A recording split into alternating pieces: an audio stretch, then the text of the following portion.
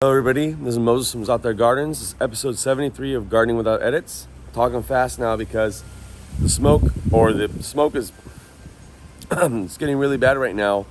Air index is above 300. It's like 350 or 335. There's ash on the lens and on my screen. All my trees are falling over. A lot of them have, 10 of them so far.